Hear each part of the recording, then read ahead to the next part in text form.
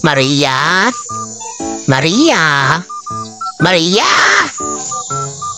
Bakit ho, Nay? May kailangan po kayo? Ay wala, gusto ko lang magsisigaw para lumabas yung ngalangalak ko. Yung bang polo ko, yung checkered, naplansya mo na ba? Bakit po, Nay? Gagamitin niyo pa po ba? Ay hindi, gagawin kong basahan. Ganyan talaga pinaplansya ang basahan dito para mag-aksaya tayo ng kuryente. Siya nga pala. Ito yung electric bill. Kumuha ka ng pera sa bag. Ay, grabe naman to, Nay. Napakahaba na ng listahan natin sa Sureko. Parang panahon pa ito ni Kupong-Kupong na. Babayaran ko pa po ba ito, Nay? Ay wag, hawakan mo lang yung puno tumubo ng barya. Ay syempre, mapuputolan tayo ng kuryente. Ano ka ba? Maghain ka na nga ng pagkain. Gutom na po ayo, Nay. Kahain na po ba ayo? Ay hindi, pipicturan ko lang. Gusto kong maging food stylist eh. Gusto kong mamatay sa gutom habang nagpipicture. Ano ka ba?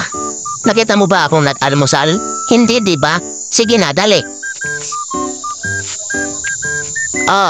Yung nga balang prutas, ilabas mo na rin. Yung binili niyo po ba, Nay? Ay, ubos na ba yung ninakaw ko? Kasi mas matamis yun eh. Kung ubos na, kahit yung binili ko na lang. Sige na, pakikuha na lang, please. Sige po, Nay. Sandali po. Yung paborito kong anak, tulog pa ba? Sabihin mo kakain na. Gigisingin ko po ba, Nay? Ay hindi, wag na. Pakainin natin ang tulog. Tignan natin kung makanguya siya. Pambihira kasi. Alam mo kung anong oras na tulog. 4:00 ng madaling araw kaka-ML kasama ang mga pinsan sa labas. Talaga po, Nay. Nakita niyo po? Ay hindi, gawa-gawa ko lang yun. Kakaisip lang, mahilig kasi akong gumawa ng istorya. Ng chismis, mamaya lalabas ako doon. Sasabihin ko sa mga kapitbahay yung anak ko pinalayas ko na kasi masyadong atribida. Ala, grabe naman kayo, Nay. Masyado naman kayo mapangdero.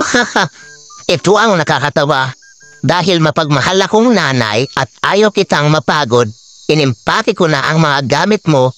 Hala, kunin mo na lang sa sala. Nay?